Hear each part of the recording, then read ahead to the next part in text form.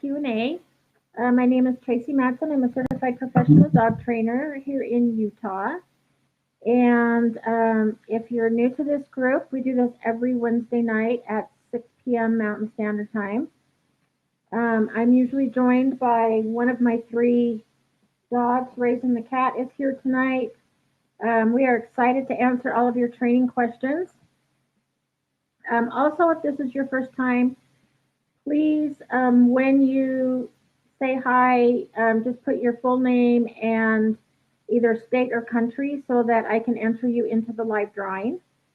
And we do that about between 7 and 7:30, depending on how many questions. So I've got Jade on hand.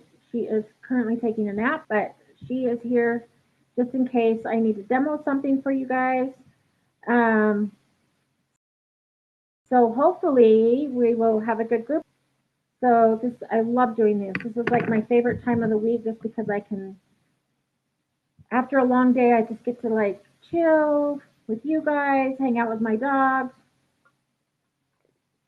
Have you guys gotten your Tupford water bottles yet? These are amazing.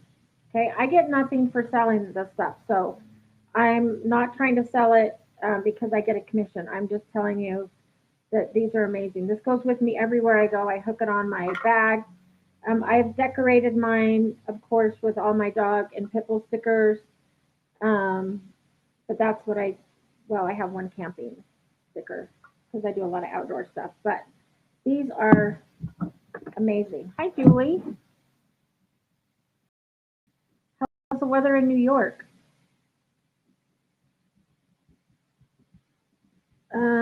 So if you are just on, I'll be writing your names down and then I will put them all in a bowl and draw. I need to teach Jade how to like draw a name so that I don't have to. I actually just like ruffle them all up and then just pick one. She is learning how to pick stuff up, but I don't know that I could teach her how to like draw a name out of a bowl. She'd probably just grab the top one. Like whoever happened to be on top would probably win. So yeah, so while we're having oh, well, you know what's funny is I was with a client today and I got two calls from the dentist. It was like an appointment today. Are you on your way? And then another one was like, you missed your appointment today, and I'm like, it's tomorrow. And so hi Sandy. So anyway, I called them back and I said, my appointment's tomorrow. And they said, oh no, we have it down for today. And I said, well, even when we confirmed last week, they said Thursday. And that's what I had down was Thursday. So anyway, they're not there tomorrow. So I ran over there to the dentist. They were just seeding a crown. So it was crazy. Yeah, it's been, so we had like pre-spring and then Sunday was super windy. Sunday night into Monday we had snow. Yesterday was really cold and today we're back to like spring weather. It was like t-shirt weather, no jacket or anything. So yeah, it's nice.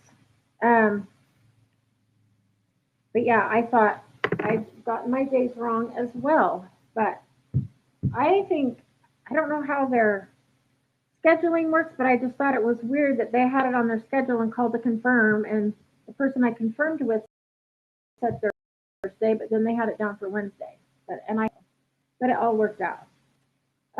So I know that I can't see you guys like raise your hand, but do you guys do anything special for your dogs for Easter? So I have a tradition of hiding dog bones out in the backyard, and then I let the dogs out to go hunt. So it's kind of my own version of an Easter egg hunt for my dogs. And they run around the yard and find all the little milk bones. Hi, Destiny. And Destiny, I can't remember where you're from. So will you tell me again? I know as soon as you say it, I'm gonna be like, oh, yep, that's right. Um, so anyway, I did that, and as a special treat, I got my dogs these. Like I've given my dogs turkey necks before, and they were great. Well, that's right, South Carolina. I was gonna say North Carolina or South Carolina. Um, so when I was at the store, the butcher had some, I can't remember, pork necks or something, but they had meat on them. They looked really good. Oh, you gave your dog an Easter basket? Yeah, I don't do that, but I do the bone hunt, and then they got necks.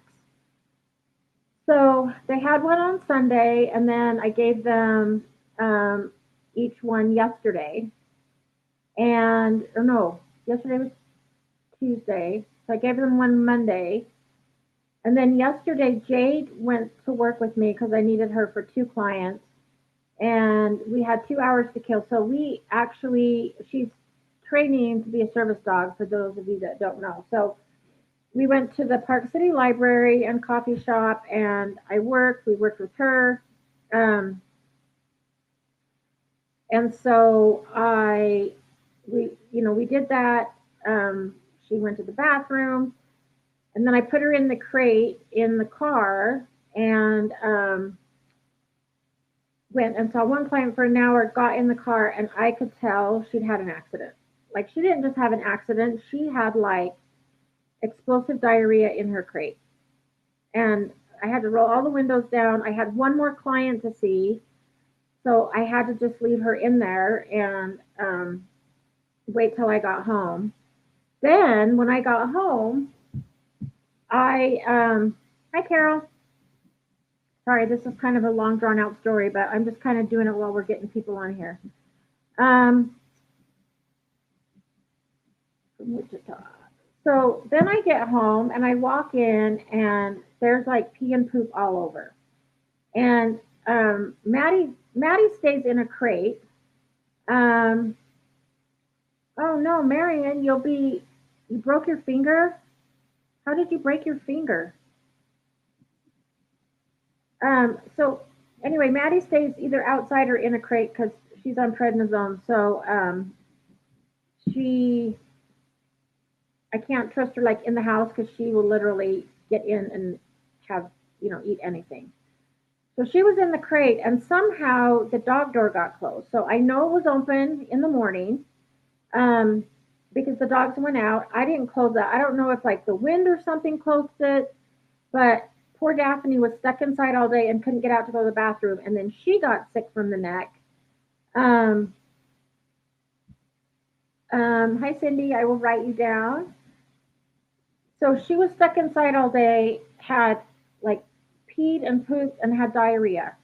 Like I ended up throwing. I have like this great big area rug. I threw it away. It was that bad. I threw it away. Um, so between Jade's explosive accident in the car, luckily it was in her crate and not in on the seat. And then poor Daphne, and I still don't think Daphne feels so good. The reason I'm telling you this is be careful what you give your dogs because this said like pet food, and it was made it was just like the neck pork neck I guess. Um, so it was a crazy day. I spent a lot of time yesterday cleaning. I tried to clean up all the poop, and then I decided just to throw the rug away, and then cleaning out the crate in the car. So okay, so I'm going to go back and answer questions. I'm going to write down a few more names. So hi Nicole from Oklahoma, and Tracy that spells her name just like me from Ontario. Actually remembered that. Yes, it was disgusting. I was so mad. And to top it off, I went up. I so yesterday was one of those weird days. I know I left the baby gate open, and I know I put Raisin the cat in his condo when I left because if I don't, he wanders around the house, which is fine, but then if he needs to go to the bathroom, he'll just go. He won't go back and get to his litter box. So he actually peed bathroom rug upstairs. So I had to wash two smaller. Oh, because when I got Jading her up, but she'd stepped in her poop and then brought it in the house. So I had to wash two rugs, threw one away.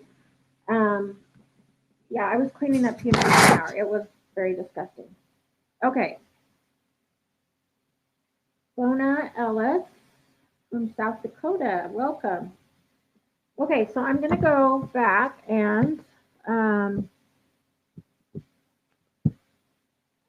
so Julie, I'm not sure about a good puppy food. We're not supposed to recommend food, and it's been so long since I've had a puppy. I always get my dogs older. But I can tell you some things to start that you can do with your food that's really and I'll tell you what I do. So I rotate my dog's food.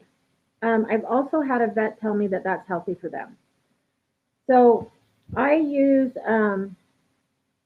I feed my dogs pottery, and I intermix that with Victor, and I'm pretty sure they have a puppy formula. Um, and so and then I will also rotate the flavor. So like one time I'll do salmon, and then I might do trout, and then I always try to do like a protein and then a grain, because I don't do grain free. Um, but some things that I've done before when my dogs didn't want to eat is I add plain yogurt and mix that up. I've also taken an egg, and I do this quite often, is I will blend up the entire egg, so shell and all, because it's got protein, calcium, and I blend up the whole, like if you have like a Vitamix, I blend it up in there to liquid form, and I pour that over their food, and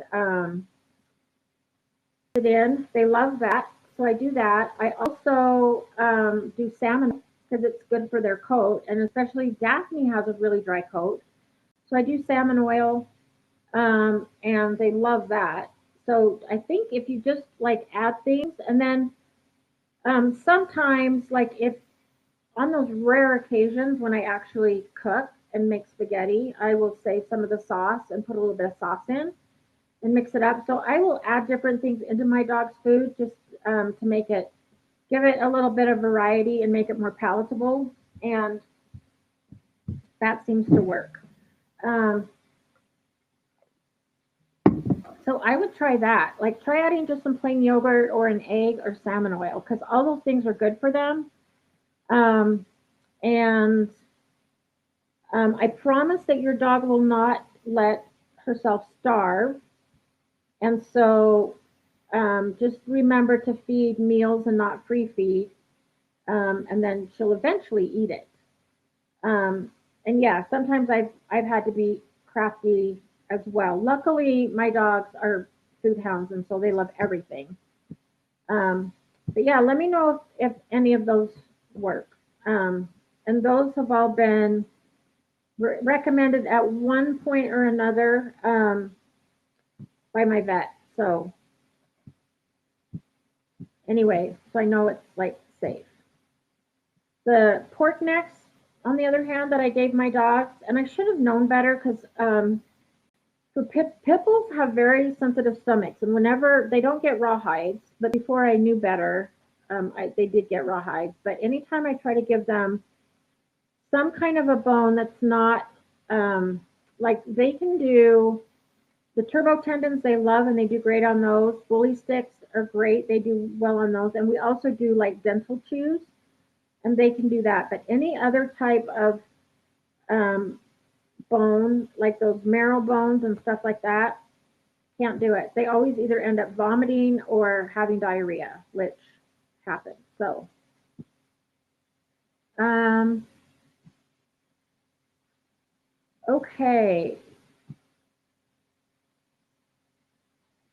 Oh, you're working on Speak and Quiet. Good. Awesome. And you're welcome. Did the tips work?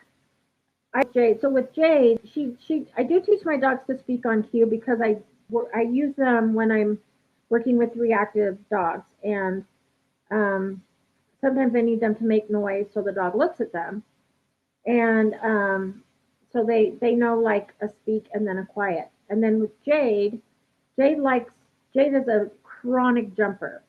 Um, she is a pit bull Boston Terrier mix, and I worked with another Boston puppy for 5 weeks, and this dog was a chronic jumper. So I don't know if that's like the Boston part of them or what, but so I've started to teach her a cue for up, and then an off cue or a sit. So she is like a little pogo stick. So I've had to start to teach her like an up to give her permission to jump, and then an off. So it's kind of the same concept with speak and quiet. So it's like if I don't ask you to jump, you don't jump. And if I don't ask you to speak, then you need to be quiet. So going along. I think the hardest part is teaching them speak because you almost have to capture it or else like really get them amped up so that they like make a little sound and then mark and treat and then do that. So I remember um, when I had my search and rescue dog, and with search and rescue dogs, they have to bark when they make a find. So when they find a person, they let us know by barking. Um, or with avalanche training, they let us know by like digging. And so I had a German Shepherd that I had gotten from Canada, and he was such a good dog that he would not bark, and they were ready to fail him. And by this time, I was already attached. So, to send him back and get another dog was like not an option. It's like, no, he's going to work because I am not getting rid of him. And we worked for a long time on getting him to bark and then speak on cue. And then he eventually did start to speak when he would make a find, which was like, thank goodness, because like I said, I didn't want him to fail. So I think that is the hardest part. Yes, Julie, that is raw egg. So I just take the whole egg, and I usually take 3 eggs since I have 3 dogs, and I just drop them in the blender and blend it up, shell and all. And I mean, you could probably do hard boiled, but I don't because I want it to be runny. I want to pour it over the food and then I mix it in. So yeah, it's a raw egg. And I'm really lucky that my neighbor across the street they have chickens, and so I can get free range eggs from them. And when they go out of town, I feed their animals for them. So when I go feed the chickens and stuff, they're like, any eggs you find, you get to keep. So we go egg hunting, and I keep them all um, and give them to the dogs on their food. My dogs actually eat better than I do, and raisins on a special diet. So his food is like over $100 a month, and I can guarantee. And he gets salmon oil on his food as well. Okay, let me go back and see if I missed anything.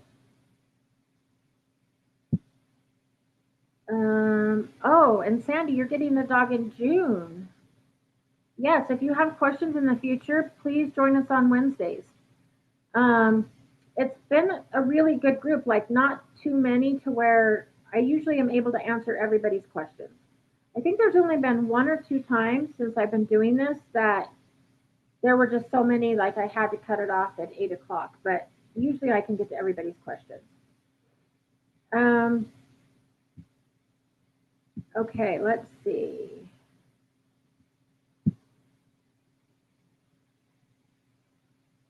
And Cindy has company. And yeah, chicken broth works good too. I've used that before. I haven't used peanut butter. I use peanut butter for a lot of things like giving meds and stuff, but I've never put it on food. But that's a good idea as well. Um, okay, Michelle, I am not sure what krill oil is, so I'm sorry, I don't know what that is. Um, salmon oil, I order from a company called Pawtree, Pawtree, but I believe that you can get it from Chewy, and I'm sure that you can get it from Amazon. So since I get my food from Pawtree, I just get the salmon oil there. But I have purchased it before from other places, so I know that it's pretty common to get. And yes, if you have a neighbor with chickens, I'm sure that they can totally um, hook you up. Okay, so I'm going to go back and answer Julie's other question. Every time Dakota hears a sound outside and she would jump on the couch, starts to bark, and it's endless, I'm trying to teach quiet. But I really want her to stop jumping on the couch. Um, so what I do is if a dog is on the couch, I will teach either an off or sometimes I use hand targeting and I'll teach a touch to move them off of the couch. And then if you see them jumping, I will interrupt like, hey, and then teach them what you want instead, like go to your bed. Um, and some dogs like to jump on the couch because then they can see out the window. But if they're jumping on the couch, hey Emily, if they're jumping on the couch to look out the window um, to bark, then yeah, you don't want them on the couch. So the important thing there, and I can't remember how many people are in your household, but everybody has to be on the same page. So if one person lets the dog on the couch, um, then the dog thinks they can get on. So everybody has to kind of be on the same page as far as like, not allowed on the couch, off, and then reward your dog for off. But then teach the dog what you want them to do instead, like, go to your mat, go to your bed, stuff like that. So Bona, sorry, I don't know if I'm saying it right. So sorry if I'm saying it wrong. My family will be getting our first dog, a Morkie, in June. Congrats. We are super excited and trying to learn everything we can before he comes home. Um, yeah, so when I did a podcast with Cupford that I'm sure you can go back and find, and it's about what to expect when you bring a dog home. A lot of it was geared more like maybe towards rescue dogs, but a lot of it's the same. So the first, like, let your dog have 2 or 3 days to settle in. It's going to be a new environment. Start right off with potty training. So show them where the door is, take them out the same door, tell them to go potty, reward them for potty. Start crate training right off, and just and get on a schedule. So dogs need predictability and structure. So, first thing in the morning, let them out of their crate, go potty, bring them back in, feed them. Um, Half hour later, take them back out to go potty. You can do like a little play session. The other thing that is okay to do right off the bat, I would wait like 3 days before you start any like actual training. But you can start to do some clicker training with your dog and teach your dog its name. So, um, so like with Jade, if I was teaching Jade her name, I would say Jade, and then I was just looking to see if she'd wake up. She slept right through it. Um, as soon as she looks at me and acknowledges her name, I click and treat. And then if she doesn't look, then I'll make kissy noises, click my tongue, stuff like that. And then when she looks, I'll click and treat. I don't say her name over and over and over again now because I don't want her to think her name is Jade, Jade, Jade, Jade. So Donna. Okay, Donna. Okay. I'm going to make a note here so next time I don't say it wrong. So you can start playing the name game, and then the other thing is you can start rewarding when she just checks in with you. So if she like focuses on you, looks at you, you can click and treat so that she learns. And I wouldn't put a cue on it yet, but just so she knows that when she like checks in and gives you attention, that she gets rewarded for that. And those are the first two things that I like to start with really young puppies, brand new. And then tons of socialization. Um, I emphasize that more in my puppy classes than behaviors, especially for dogs under like 8 to 16 weeks. So start to introduce different floor surfaces. So hardwood floor, tile, cement, plastic, stuff like that. Doing little handling exercises like play with the ears, the teeth, the paws, the nails, tail, and everything in between. Introduce to um, other dogs if you can do so safely. Um, if it's an adult dog, it's good for dogs to meet like other puppies their age, as long as they've had like their first set of shots. And depending on what your area is like as far as parvo, I allow dogs to come to puppy class with one set of vaccines because we learn how to introduce dogs to other dogs, and then we do one-on-one play sessions, and then sometimes I'll add another dog in, and we'll do like groups of 3 and sometimes 4. Um, but start to introduce her to things like, or him, sorry, introduce him to like kids, men with hats, hoodies, glasses. So I was with a puppy yesterday, and we were talking a lot about socialization. And one of the kids came down, takes karate and had like a karate helmet on. And the dog like was scared and started barking because he didn't recognize the kid with the karate helmet on. So I said, yeah, that's really good socialization. If you're going to have a karate helmet on a lot, I would like get him used to that. So things that he's going to be introduced to, just in your family and lifestyle, like introduce him to that kind of stuff, and that will be great because you can teach pretty much any dog to sit down, stay, come, like stuff like that. So the most important thing is socialization. And I was just listening to a podcast on um, what they call pandemic puppies. So a lot of people have not been able to get out and socialize their dogs, but just seeing other people like from a distance or in a car, seeing other dogs at a distance um, is good socialization as well. So if you don't want to get your dog around other dogs um, because of vaccines, you can sit in a parking lot at like a vet clinic or Petco or something like that and just let your dog look at other dogs and see other dogs.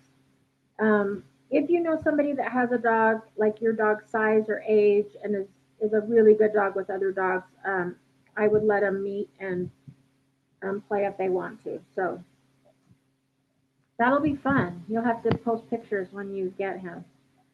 Um, okay, so Julie, I don't mind if she lays down on it. I just want to teach her that she needs permission. So, and you have a trainer coming Sunday. Perfect. Your trainer may do it different. What I do is I ask the dogs to sit, and then I invite them up. So I'll say sit, and then okay, jump up. Um, I've done that in the past. Now it's kind of like a free for all. However, my dog Maddie, and I actually never taught her to do this, so it's interesting that she does it.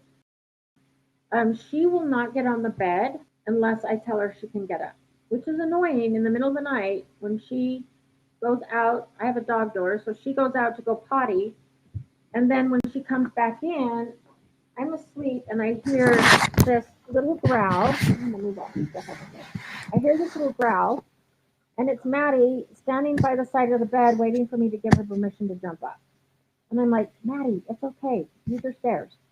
For a while, when she's had a bad back and her back leg, I would lift her on the bed. And so I think she kind of got used to that. So now she's learning to use the stairs again um, to get on the bed. But yeah, even when she knows she has a dog bed, she'll just sit there and do this really low growl until I tell her she can come on, which is hilarious. I did not teach her to do that.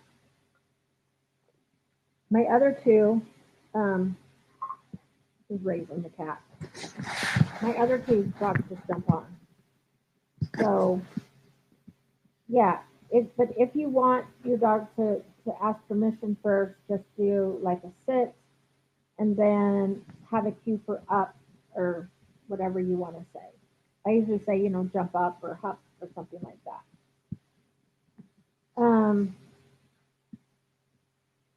And Lana, the other thing too is the 30-day perfect pup with Zach will help you a lot with the first the first part of that. But yeah, you can always post stuff on Facebook. I try to get on Facebook once a day, excluding Sunday. That's like my one day off. And then we do these Wednesday night live Q&As too.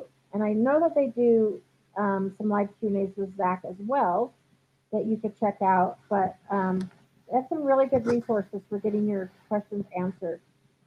You can also always email me directly if you have a question and I don't happen to see yours on Facebook. It's just Tracy. I just type it in. Jason, you're making this kind of hard. Tracy Hyde. And you can email me and I'm happy to help you. Okay. Okay, it's only 6:30. We need more questions, guys. I think Zach was on recently, so he probably got everybody's questions answered. So everybody's probably taking a break. Emily, how are things going with Raven? I worked with Emily a little bit with Raven, and so we've been working on some stuff as well.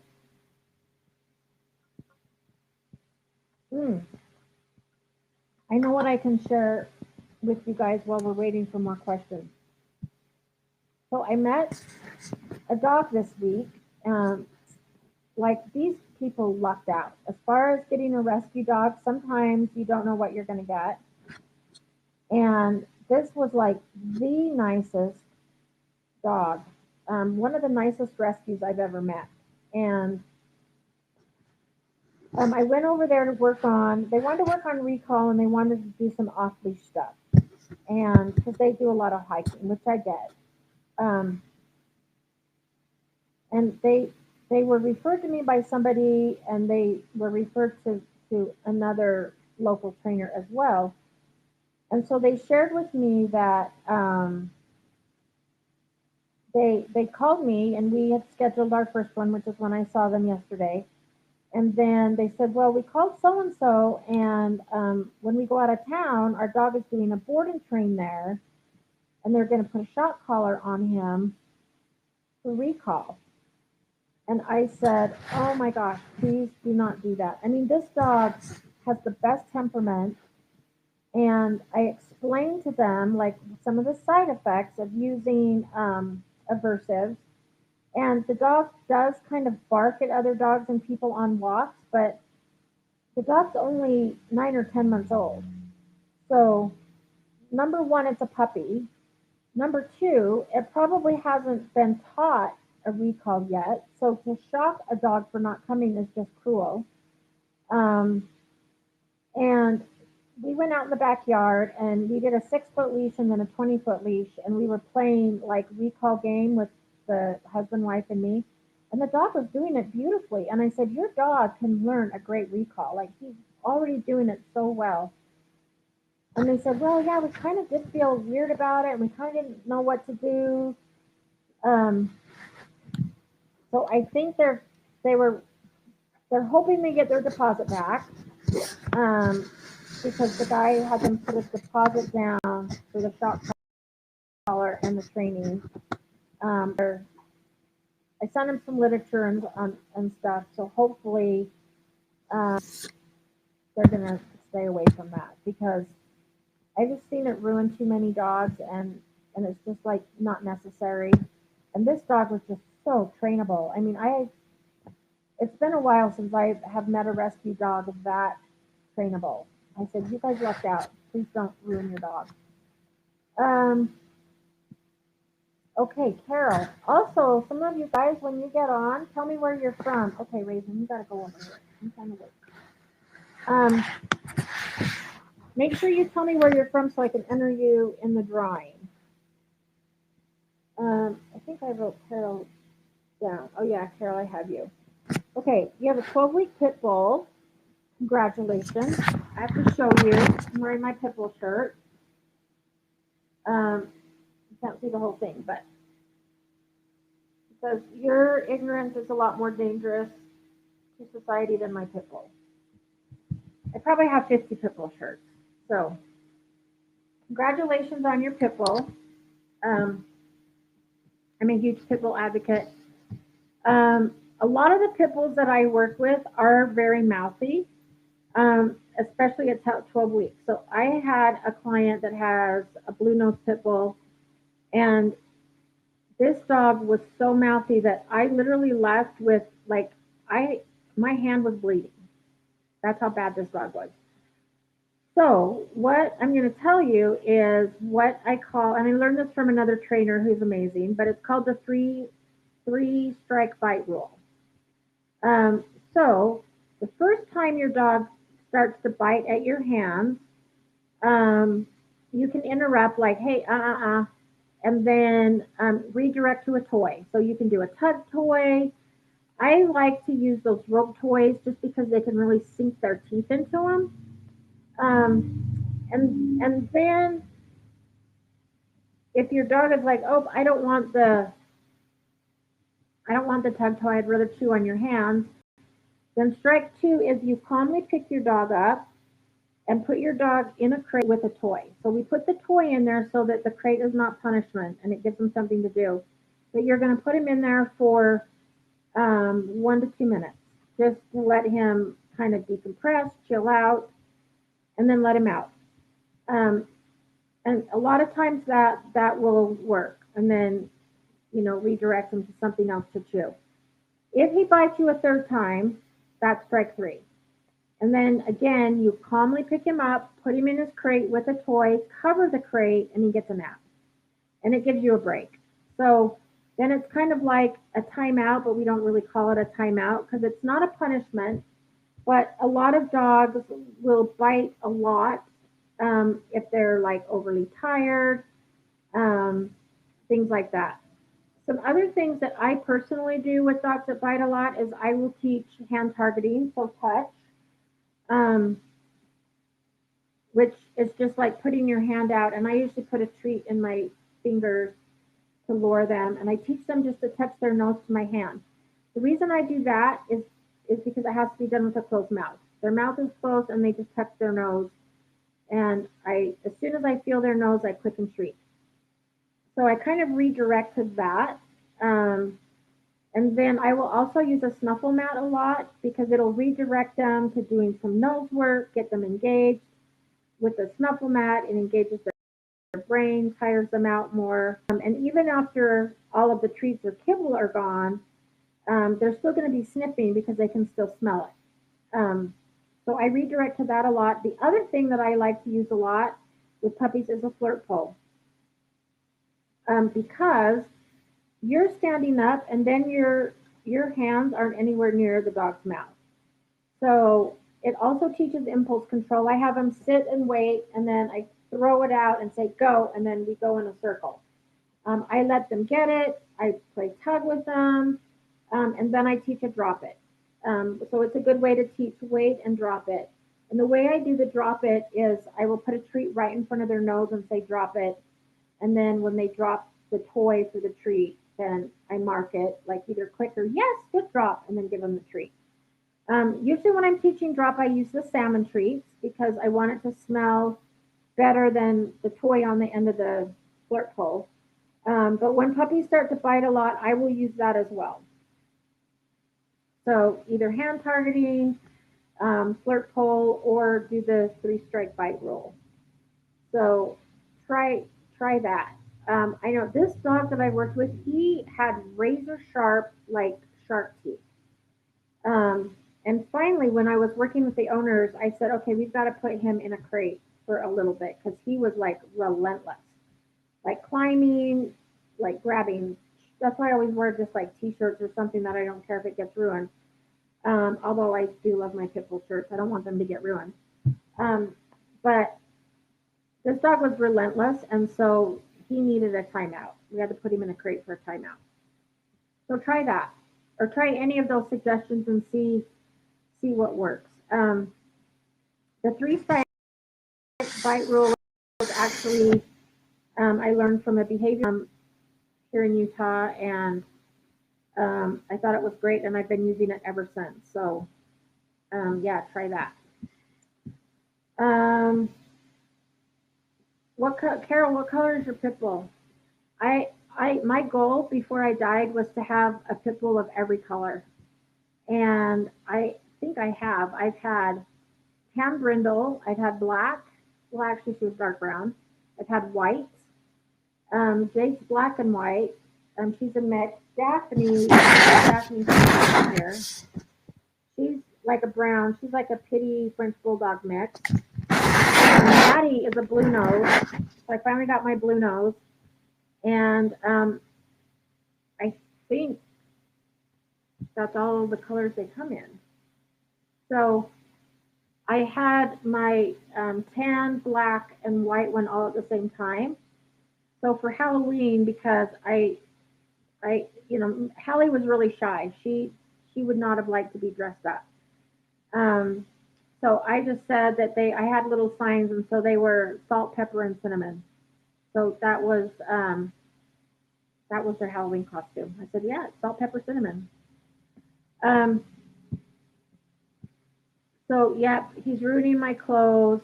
Oh, brindle brown. Yeah, those are beautiful. My friend had a brindle brown pit bull. So yeah, if he starts to like bite and stuff on your clothes, I interrupt and say, hey, we don't chew on clothes. And I don't like yell at him, but just they can tell by my voice. And then I say, here, you can chew on this. This is what you can chew on. And then give him like the rope toys. And I just, for puppies that age, I like stuff that they can really sink their teeth into. Because it feels, the rope toys are kind of like fabric, but it feels somewhat the same. And then sometimes I'll just like I will stand up and walk away so that I don't engage with the dog, and I might go in another room, close the baby gate, close the door. When I have puppy board and trains with me, I do that, and then I will do the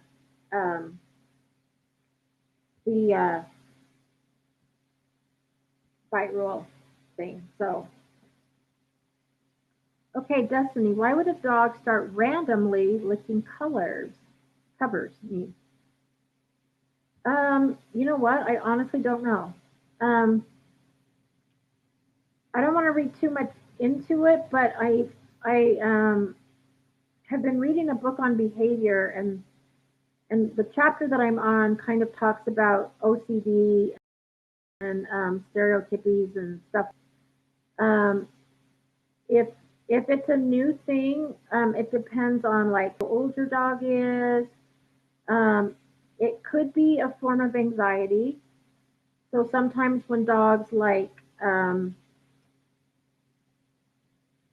start to lick their paws a lot or start to lick things, sometimes there can be underlying anxiety there, but sometimes it's I'm like, don't get worried because I don't think this is what's going on, but it can be a lot of things. It can be like a chemical imbalance. It can be a lot of things. Um, Sometimes, like my dogs will lick the covers, but I think it's just because like it has my scent on it or it has another scent on it. Um, so it's hard to say why your dog would start randomly doing it. Um, Start to notice what is happening like right before your dog starts licking the covers. So like, is it the same time? Is it just when you go to bed? Like what is happening right before your dog starts licking the covers? And then maybe we can um, get a little bit more information. So Nicole, my pup is 9 months today. She's very friendly, but gets too excited around children. She wants to jump up and lick them. She's half pit bull, half quarter lab, quarter mastiff. Ooh, I bet that is a beautiful dog. Um, my neighbor has a mastiff, and as you know, I have pit bulls, so I love them. Um, so Jade, Jade gets really excited around people, and what I do is I don't want her to jump up and lick kids and knock them down, so I teach her to sit. So I teach her to sit for greetings. So when people say like, "Oh, can I pet your dog?" I'm like, "If she's sitting," and I kind of instruct kids. I say like, if she jumps on you, I want you to turn your back. Now Jade's smaller, so not in the same boat as probably your much bigger dog. Um, so I would just teach a sit, and if your dog stands up and looks like she's gonna jump, then I would like turn her around and not let her say hi until she's sitting. So her sitting nicely results in her getting to say hi. And then you can give the kids some treats and say, toss treats. Um, and let her take treats out of your hand. And then, so like with Jade, I'm usually like really focused on her because I can tell if she's going to jump. Because she gets really excited when she sees people too. We went to the pharmacy today and they said, "Oh, do you have your dog with you?" And the pharmacist came out to see her and give her a bone. And she was sitting and she was doing so good. And then all of a sudden she jumped. And so I had to do like Jade off. And then I always instruct people if she jumps, I want you to ignore her, don't give her any attention, wait till she's sitting. But then usually if we're coming up to somebody, I will ask her to sit for greetings, and then I give her permission to say hi as long as she's sitting or four on the floor. Um, and it's just kind of a learning curve. And Carol, the same thing with the biting. Sometimes it takes a while to generalize those behaviors and get the fluency so that your dog learns. And especially at 12 weeks old, um, your dog's going to, well, probably not till 4 to 6 months will your dog start teething. Um, but it just takes a lot of consistency and constant like redirecting to toys or doing something else. You could try a nylabone. You could try, I'll tell you what I got my dog. I don't know if this would be appropriate for a 12-week-old, um, but these, because dogs like wood, for some reason they love wood chips. My dogs like to pull bark off. This is made from wood, but it's actually a dog chew. And I've had this for 2 months now. I've got three of them, one for each dog, and you can see that they chew on them, but they're really durable and they like them. It must like taste like wood or feel like wood or something. But I use these, and with a puppy, like you could try, those braided toys or those heavy duty rope toys, something like that. I would also try maybe Carol some like treat dispensing toys, like the ball that you roll around and the food has to come out. So it gives your dog something else to do. And also those water bottles, not these kind, but the white plastic ones that have the crunchy sound. I like to keep those, and I'll toss some kibble or treats in there, put the lid on, and then make little holes with a knife or something, just big enough for one treat to fall out. The dogs love the crunch.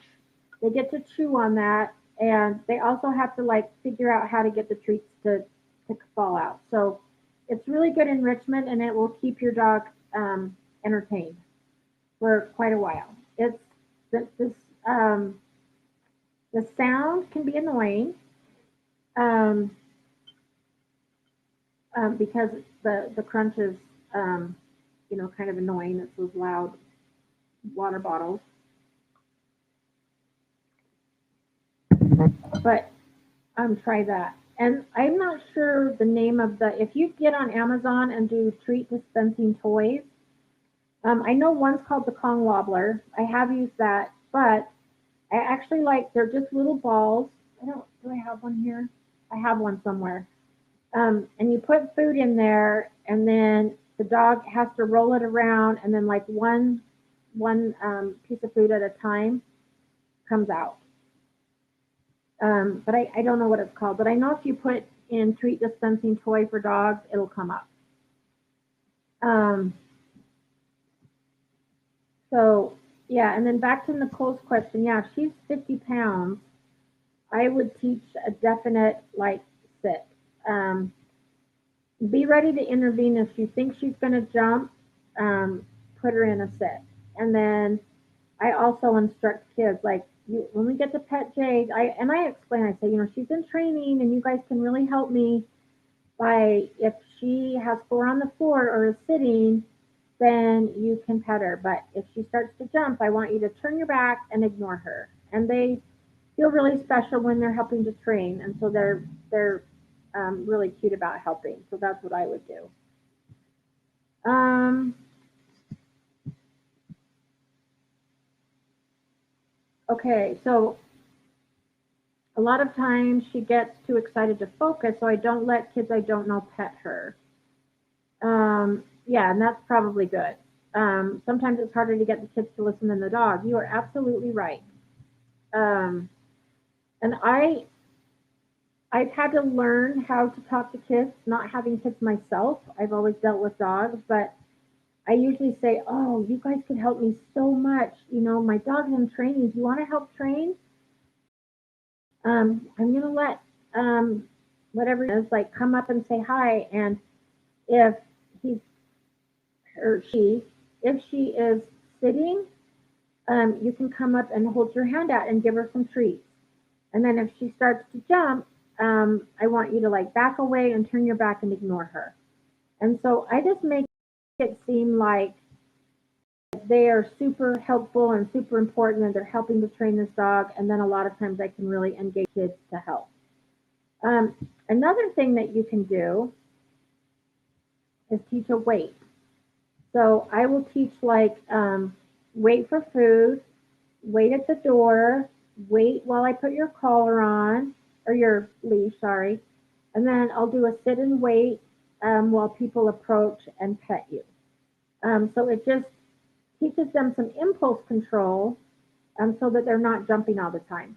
Jade does the same thing. So Nicole, I know where you're coming from. She gets so excited that she forgets what she's supposed to do, and she's all about just jumping. But she jumps a lot. I mean, if I'm feeding the dog, she'll jump all the way where she eats. She's like a little pogo stick. Um, I should have named her Kangaroo because she really does jump. And so she forgets too. So I kind of have to be on top of her and make sure that I can redirect her before she jumps, ask her to sit, um, and like teach her that way. So um, I was wondering if it would help to take her to the park where there are kids that just have her watch them and not go get petted. Yeah, you could do that too. Um, like just sit somewhere and just have her look and then reward her for just looking at the kids and staying calm. Looking at the kids, staying calm. And if one comes up and says, "Can I pet your dog?" Say, "Oh, do you want to help me train? Can I give you some treats?" And do you want to just toss some treats to her? And then if she's sitting nicely, you can come up and hold your hand out and let her take a treat out and kind of go about it that way. Yeah, I think that's a great idea. Um, yeah, Tracy uses those treat dispensers. Do you know what they're called by chance? I can't remember what they're called. Um, I think with my camera still being on, I think I can go over to Amazon.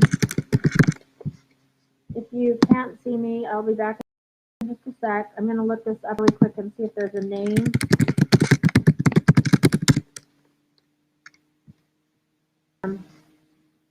For these little roller balls.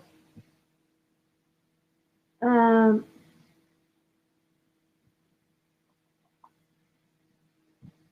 okay, so the one that I have is only $10 and it's called Our Pets IQ Treat Ball.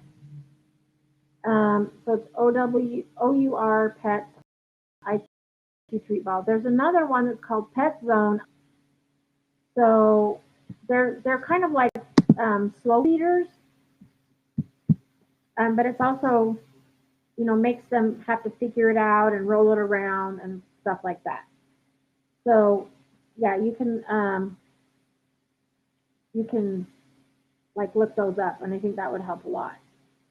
Um, and yeah, Nicole, I'm in the same boat with Jade. Like she has a really good weight. Like I have her weight while I feed Daphne and Maddie, and then she gets fed last because she eats the fastest. And I also feed her in a snuffle mat. Um, so she knows weight.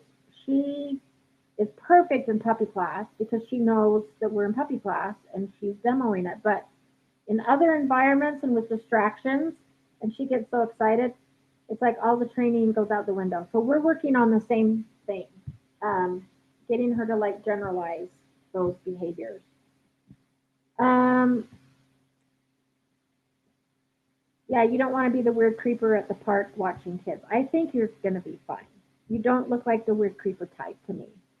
Um, but yeah, you can just say, "Oh, I'm just here training my dog," and another good thing is just say, "Well, with COVID, it's hard to do socialization, so I'm just bringing my dog to the park so that we can socialize with kids, so that my dog's good with kids."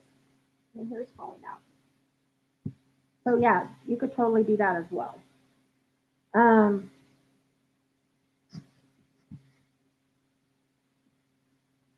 let's see, the random YouTuber. I do not work with hunting dogs. However, my cousin, who is currently living with me, does train hunting dogs. But I don't. I've done search and rescue dogs, but I've never trained hunting dogs. So the little that I know is just watching him, but it's totally different than anything I know. Okay. And so Nicole, since I don't have any other questions, I'm going to go back and kind of expound on yours a little bit, and this will maybe help some other people. Um, so the four stages of learning. The first one is acquisition, which means that's when you teach the dog wait, like wait for food, wait at the door. The second one is fluency, which means that they do it every single time. Um, every time you say wait, every time you say sit, they do it. The third one is generalization, which is kind of a harder one because that's where it's like, okay, you wait at home, you wait at the vet's office, you wait at Petco, you wait while you're saying hi. So that's where you generalize it to different things. When I do generalization, I always use treats, and I always will, depending on the circumstance, I try and like start over as if the dog doesn't know wait. Um, and they pick it up faster. It's like, oh yeah, okay, I remember this. But they won't always generalize it. So that's when you start doing things in different places with different people, um, stuff like that. So I think that takes the longest. And then the fourth one is maintenance. That's when your dog has it, can do it anywhere, but then you still keep it up, and I still reinforce it. Um, so that the dog doesn't lose it. Because if they don't ever get reinforced, sometimes they'll lose the behavior. And it's kind of like their paycheck. If we never got paid, we'd probably stop going to work. So um, yeah, it's important to practice in different places. Can you ask your cousin at what age do you expect a puppy to start finding birds? Um, I will, except he is not here right now. Let me hurry and text him for you, though. He also works on an ambulance, and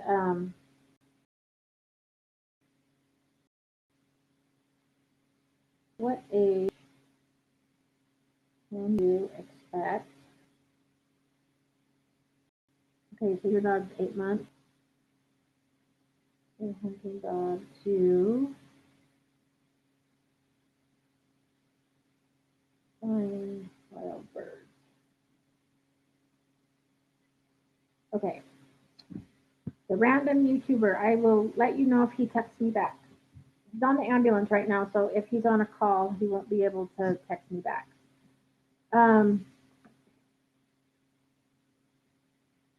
Okay, any other questions? If not, we can do a drawing, and then if there's no questions, I'll let you go. And then if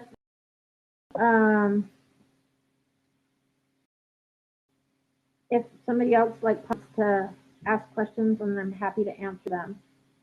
And hopefully we'll be on long enough, and he can get back to me. Oh, and so the random YouTuber, if you want to email me at this email address, tracy@pupford.com, just in case we end before he gets back to me, email me and I will get an answer for you. And then he might even let me get his email. I don't even know his email address, but he would probably let me get it out, and he could probably even help you with that. He's trained a lot of hunting dogs. That is like his thing. So I'm sure he would be able to help you. So yeah, just in case we end before I get an answer, there's my email. Because he could be, if he's on a call, it could be several hours. Okay, so I'm going to put all of these in a bowl and draw a name. And tonight's winner is Bonna Ellis from South Dakota. So congratulations, Bonna. I'm going to type it in. So Bonna, you can email Pupford, hello@pupford.com, and let them know what kind of treats. So you're just training treats. We'll email them as well, let them know that you're the winner, and they will send those out to you. So if there is a flavor that you haven't tried yet, now's your chance to try a new one. I use salmon probably more than anything because I like to use high value treats when training, and I just like this. I like any like fish smell and fish flavor because it seems like really get the dog. It really gets the dog's attention and focus. So